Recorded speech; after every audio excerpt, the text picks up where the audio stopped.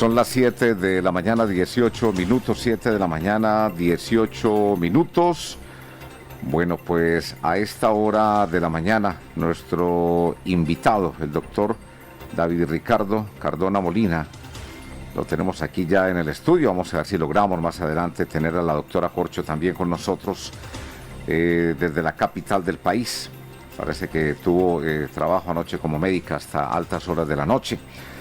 Pero estaremos pendientes de todo eso. El doctor David Ricardo Cardona Molina, pues el médico auditor, el médico cirujano de la UTP, especialista en gerencia en sistemas de salud, especialista en gerencia de la calidad y auditoría en salud, magíster en gerencia en sistema de salud, profesor del posgrado de gerencia de la calidad y auditoría en salud de las universidades, Fundación Universitaria del Área Andina y de la Universidad Cooperativa de Colombia, médico auditor del Hospital Santa Mónica y Sanidad de Policía Nacional, fue también gerente del Hospital Universitario San Jorge.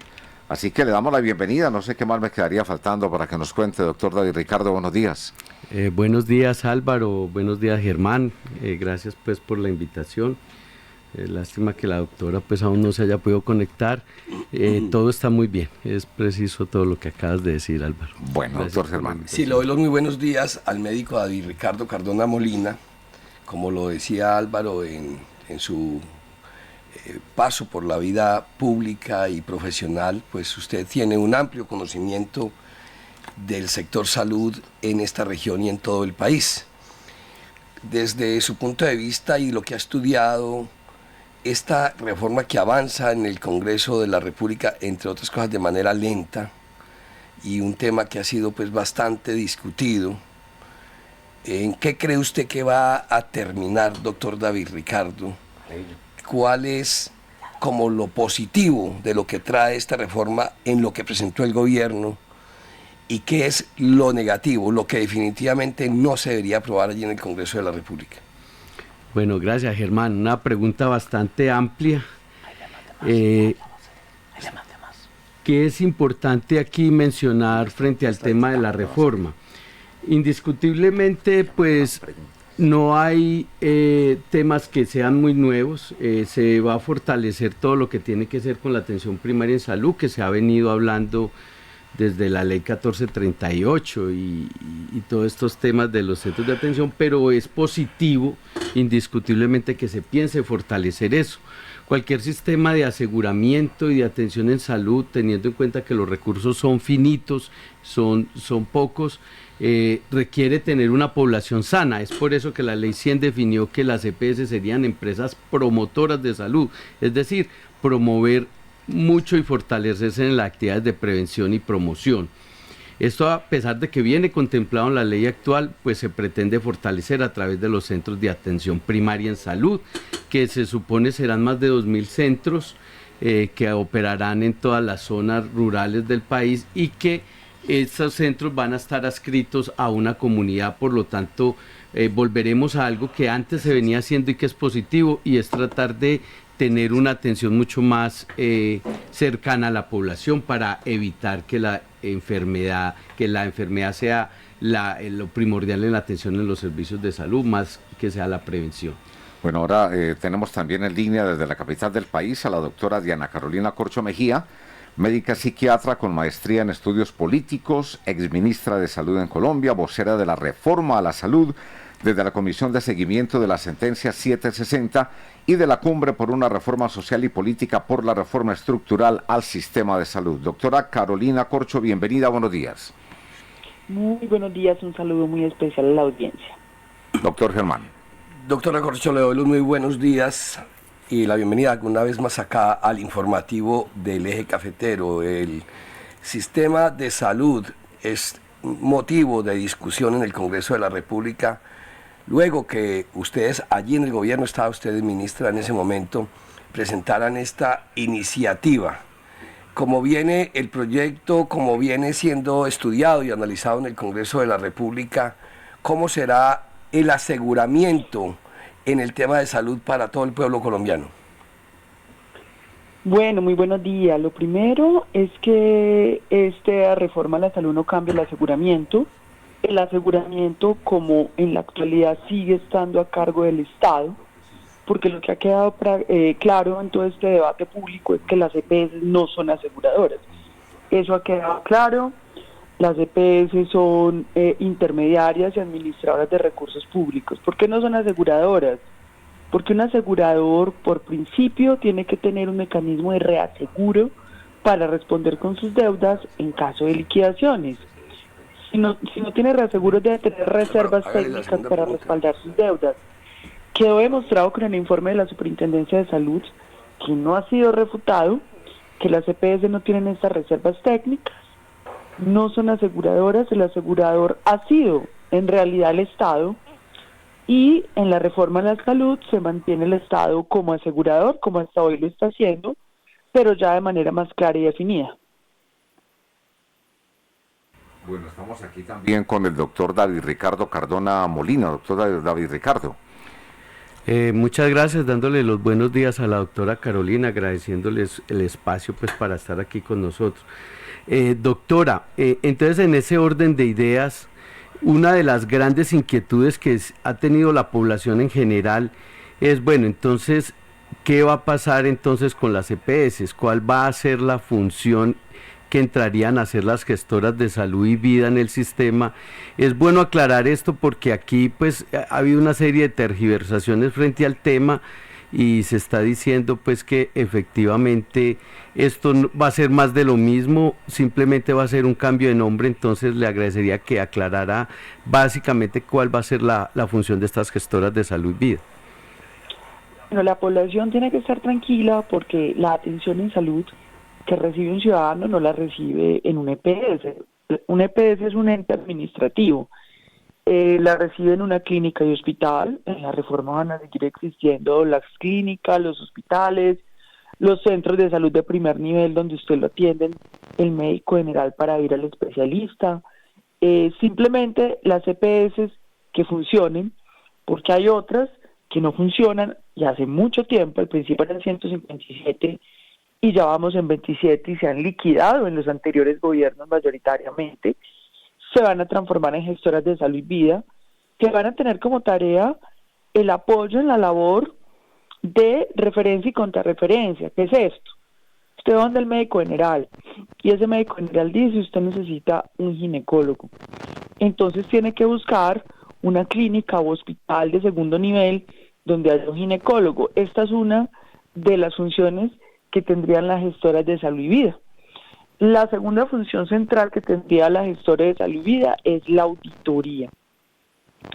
¿Esto qué es? La clínica y el hospital van a hacer una facturación por las actividades que hagan, por la atención que haga de los pacientes, que tienen que facturar contra Ladres, que es el que les va a pagar directamente las clínicas y los hospitales. ¿Quién va a realizar esas auditorías para definir si se hizo bien o no se hizo lo que se tenía que hacer con la verificación respectiva? Son las gestoras de salud y vida. Tienen otras funciones, pero estas son las funciones centrales que van a tener. Es decir, no van a tener el manejo de la plata. ¿Y por qué no van a tener el manejo de la plata? Porque no han sabido manejar la plata. Hoy hay un desplome financiero del sistema de salud. Las EPS adeudan 25 billones de pesos. El año pasado eran 23. En un año ya es una deuda que creció 2 billones de pesos más. Pero además en sus estados financieros le dijeron al país, en sus estados financieros oficiales, que tenían en los bancos 12.4 billones de pesos de manera líquida para respaldar deudas y respaldar el sistema. Cuando fuimos a verificar, esa plata no existe, no está en los bancos, no aparece, es una situación demasiado grave. Entonces, en este sentido, no fue verdad que las EPS gestionaran el riesgo financiero, ni que fueran aseguradoras. En ese sentido, la reforma las lleva a la justa proporción de lo que ellos hacen, saben hacer y pueden hacer, y la labor del pago directo se deja en el fondo ADRES.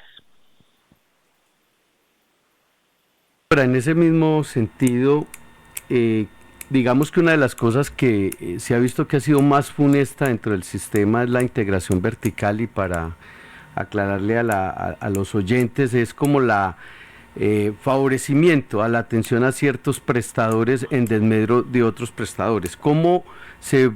¿Quién va a definir la contratación de la red? Si van a ser estas gestoras o será de la ADRES, ¿quién va a determinar de manera que todas las instituciones de mediana y alta complejidad que estén habilitadas en una región se contraten de manera equitativa bajo los principios de la oportunidad, de la calidad, bueno, que realmente no se concentre la atención solo en unas instituciones y otras con la misma capacidad pues no sean utilizadas? Bueno, lo primero, la integración vertical es cuando un EPS recibe plata de los colombianos, porque manejan recursos públicos, hace su propia clínica y se contrata a sí misma, se paga a cualquier precio. Eso ha sido una de las perversiones de este sistema. Hemos encontrado inclusive asuntos donde el 80% de los recursos que el ADRE le gira a las EPS se los pagan a sí misma y a su integración vertical, y con esto han quebrado a los hospitales públicos, a quienes no les pagan, y esto ha sido una manera de minar a los hospitales públicos y de minar iniciativas privadas que son independientes de las EPS. En la reforma, pues esto se prohíbe, nunca debió existir esto en Colombia. Esto fue permisivo en la ley 1438 y en las reformas previas donde se les permitió hacer esto. Luego, si usted es una gestora de salud y vida, usted no puede auditar donde usted tenga sus clínicas. Usted tiene que auditar en un territorio distinto a donde usted tenga clínicas.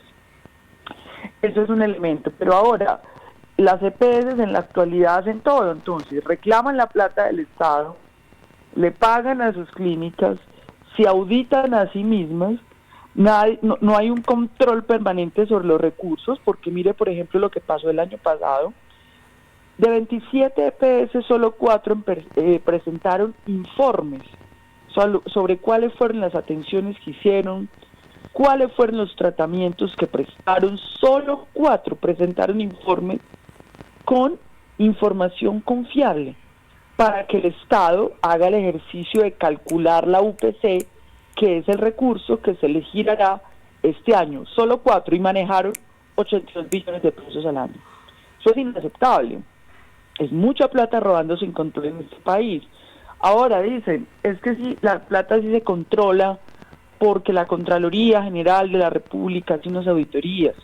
Pero es que la Contraloría General de la República no hace auditorías sobre los 82 billones de pesos, solo sobre algunos casos específicos. De hecho, El Colombiano, un medio de comunicación antioqueño que hace una crítica a la afirmación de que yo hago, de que estos recursos ruedan sin control, ellos mismos citan los informes de la Contraloría y sin darse cuenta citan un informe de la Contraloría donde muestran que en 5 años auditaron 18.000 millones de pesos cuando las EPS manejaron 272 billones de pesos. Eso es absurdo. Es decir, la Contraloría se hace una labor de control, pero no sobre todos los recursos del sistema, sino que focaliza allí donde puede haber riesgos de corrupción. De otro lado, la Superintendencia de Salud hace una labor de inspección, vigilancia y control, pero no tiene, por ejemplo, el poder y la facultad de levantar el velo corporativo. Hoy no sabemos, por ejemplo, si con los recursos de los colombianos, Keralty está ampliando su red de negocios en el mundo. En Estados Unidos, Keralty es el consorcio que es dueño de Sanitas. Nos parece muy bien la iniciativa privada, nos parece muy bien que hayan inversiones privadas en negocios, pero no con los recursos públicos de la salud que constitucionalmente solo pueden ser destinados a tratamientos de los pacientes, a atención de los pacientes. Eso fue lo que pasó con Saludcop. Entonces esta reforma también fortalece la Superintendencia de Salud para hacer esa inspección, vigilancia y control, pero además la Superintendencia vigila sobre los autorreportes de las EPS. Las EPS le reportan y si la Superintendencia detecta irregularidades sobre eso hace auditorías. El sistema lo que propone es que va a haber auditorías permanentes por parte de las gestoras de salud y vida, pero además el ADRES va a auditar al auditor. El ADRES audita a las gestoras de salud y vida para mirar cuál es el proceso, pero las gestoras de salud y vida no podrán auditarse a sí mismas, auditarán a las clínicas y hospitales que no estén en su región, porque el sistema tiene que tener equilibrio. El sistema es perverso. El sistema tiene un diseño institucional que posibilita la opacidad, la ausencia total de transparencia en el manejo de recursos públicos de los colombianos, que son sagrados porque son para el cuidado de la vida de los colombianos, y esto ha pasado durante 30 años con la mirada impávida de las mayorías de los congresos de la República que hubo en este país, de ministros de salud, de superintendentes. Esto ha pasado impávido por contralores. La única acción contundente que se hizo fue la de Saludcop por parte de Sandra Morelli, y no quiero hablar pues ni siquiera de cuántas investigaciones de corrupción en el sector salud ha hecho la Fiscalía General de la Nación, que es prácticamente ninguna. La acción de la Fiscalía General de la Nación sobre el sistema de salud corresponde también a una acción de impunidad en general frente a la criminalidad del país, que es una impunidad del 98%. Entonces, la reforma corrige esto con mecanismos de control permanentes que van a tener esos recursos de la salud, que este año superan 90 billones de pesos, que no son recursos de las EPS, ojo, aquí no hay aportes de capital privados, son aportes de los colombianos y los trabajadores, recursos públicos con destinación específica, es decir, esos recursos son para atender pacientes, no para financiar campañas políticas ni para financiar otro tipo de negocios como se hizo en Saludcop y como esperamos no se esté haciendo en Keralty. Uno espera, y es lo legal, que las clínicas que se están construyendo, por ejemplo Sanita, nos parece muy interesante que se construyan clínicas, pero es que para eso tendrían que invertir capitales privados, no con los recursos de la UPC, con la que se tienen que pagar médicos, tratamientos oncológicos, porque además nos preocupa la negación de servicios. El Estado colombiano entrega de manera anticipada esos 82 billones de pesos. Sin embargo, en el último año y medio, hubo 1.700.000 quejas por inatención, de las cuales 500.000 son por súplicas de vida. ¿Cómo así que el Estado y los colombianos entregamos a 27 organizaciones 82 billones de pesos anticipados para la atención de los colombianos y hay 1.700.000 quedas por inatención? Entonces, ¿qué es lo que está pasando con la plata? Pero además no le pagan tampoco a las clínicas y hospitales. Es muy, muy complejo lo que ha pasado en este país.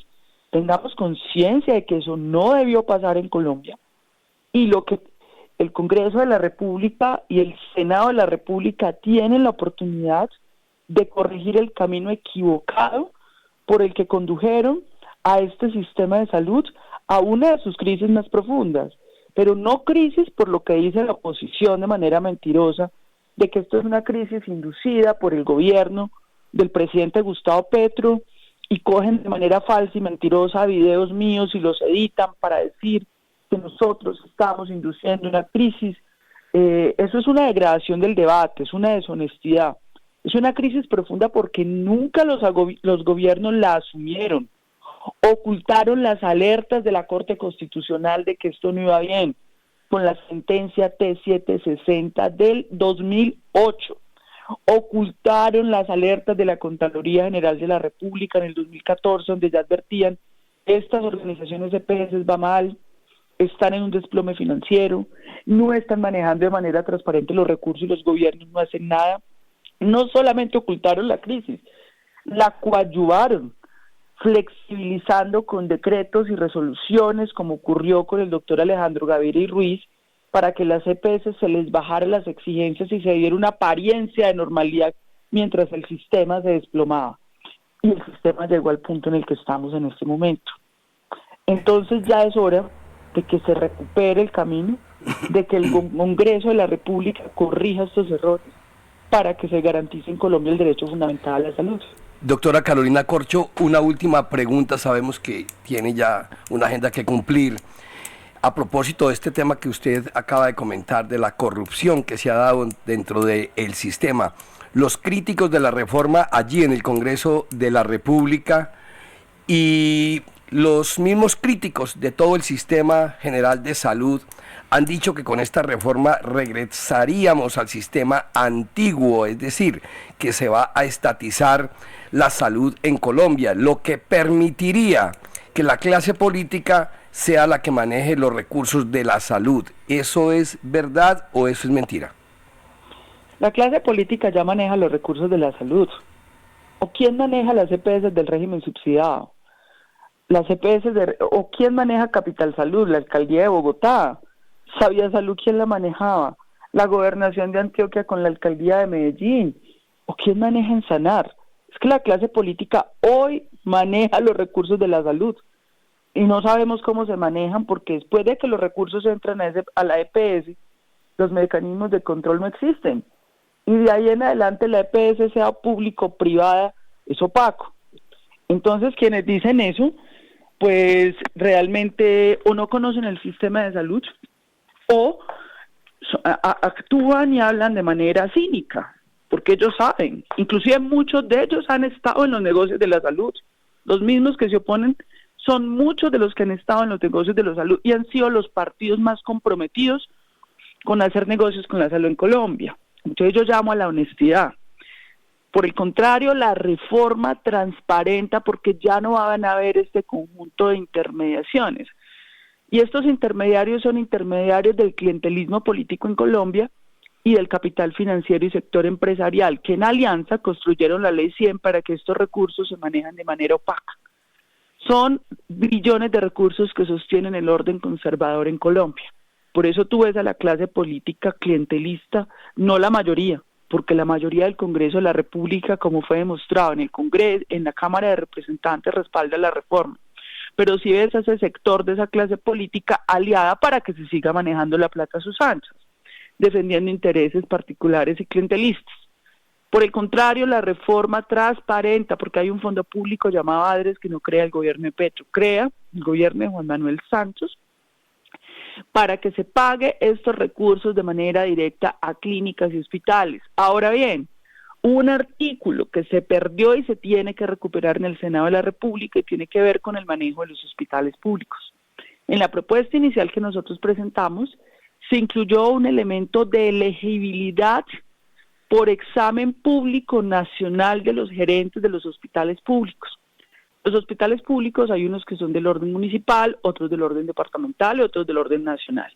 Mediante una ley ordinaria nosotros no podemos centralizar los hospitales, pero sí podemos poner unas condiciones para que los gobernadores y alcaldes elijan gente proba, honrada y que conozca el sector salud para poder hacer un manejo transparente de los hospitales públicos del país. Ese artículo desafortunadamente fue votado negativo en la Cámara de Representantes, pero en nuestro juicio se tiene que recuperar en el Senado de la República este artículo. Ahora bien, los críticos dicen que se va a politizar el sistema de salud porque el Fondo ADRES es el pagador único y el Fondo ADRES es una instancia pública. Pero miren las paradojas y el doble estándar del análisis de nuestros opositores y contradictores. Hoy el Fondo ADRES le gira anticipadamente sin auditoría a las EPS 82 billones de pesos. Entonces ahí el sistema sí no está politizado. Para girarle a las EPS no está politizado. Pero si es el ADRES para pagarle las clínicas y hospitales, entonces ahí se está politizado. Es el doble estándar. El llamado a la clase política opositora es que elevemos el nivel de debate con honestidad y con claridad, porque lo que hemos visto es un debate lleno de mentiras, de tergiversaciones, de desinformaciones, y el llamado que yo hago a los exministros de este país, sobre todo al señor Alejandro Gaviria, que se le ha pasado es sembrando pánico y miedo en la población, porque le quieren seguir haciendo ese daño al pueblo colombiano. Dejaron llegar esto hasta punto de profundidad, donde los colombianos tuvieron que poner una tutela cada 3 minutos, donde en este momento el muro de contención frente al desplome que ellos crearon, ellos. Yo tuve recientemente una discusión con el doctor Alejandro Gaviria, no fue capaz de refutar y de negar que él es uno de los grandes responsables de lo que está pasando hoy, porque él y el doctor Fernando Ruiz estuvieron al frente de este sistema de salud durante 10 años. Entonces no puede aparecer uno ahora a atravesarse y a oponerse de lo que yo no pude, yo generé. Hay un gobierno haciendo un esfuerzo monumental en el Congreso de la República por construir una propuesta seria, rigurosa, que tiene estudios económicos, porque tampoco es cierto, como dicen los opositores, que esta propuesta no tiene estudios. Hay 2 estudios económicos de factibilidad fiscal radicados en el Congreso de la República. Que la oposición no quiera leerlos, y no solamente hablo de la oposición política en el Congreso, sino la oposición social, la oposición de los tecnócratas que han gobernado este país, que no quieran leerlo y que no quieran discutir sobre el contenido del mismo es otra cosa. Pero esto tiene estudios. En este momento desarrollamos un círculo de pensamiento de la reforma a la salud. Todos los martes y jueves se pueden conectar al YouTube de la Federación Médica Colombiana de 6 a 8 de la noche, donde estamos explicando con expertos de alto nivel de fondo cómo está concebida la reforma. ¿Qué es esto de la salud preventiva? ¿Cuánto cuesta? ¿Cómo vamos a pagar? ¿De dónde salen los recursos? ¿Cuáles son las fuentes? Se ha explicado, están los videos grabados, como para que salga un senador opositor a decir entonces que no. Es que no sabemos, porque es que además un senador de la República es un funcionario al cual los colombianos pagamos unos sueldos altos y onerosos para que haga un debate con altura, para que conozca a profundidad, estudie y analice la discusión para la cual el pueblo colombiano lo eligió, para la defensa del interés público. Y llama la atención entonces que algunos senadores de la oposición están dedicados a el pánico con los exministros, al miedo, al terror, y no a dar un debate serio como nosotros hemos propuesto. Hemos tenido la disposición de presentar los documentos, estamos presentando el círculo de pensamiento, donde estamos sustentando. Ese es el llamado que yo hago para que Colombia sea un país democrático, para que el país no se degrade en su nivel de cultura política, ciudadana y democrática, y ese es el llamado que estamos haciendo con el círculo de pensamiento para el trámite en el Senado, porque evidentemente el trámite de la Cámara de Representantes estuvo repleta de desinformación de manera permanente, y eso no es justo con el pueblo colombiano. Bueno, como lo dijo el doctor Germán Aguirre Muñoz, pues la dejamos, doctora, porque sabemos que tiene que cumplir usted su agenda también. Muchas gracias, doctora Carolina Corcho Mejía, por acompañarnos en esta mañana. Muchas gracias a ustedes y un saludo a la audiencia. Gracias. Son 7 de la mañana, 46 minutos, una pequeña pausa. Regresamos con el doctor David Ricardo Cardona Molina, aquí en el informativo de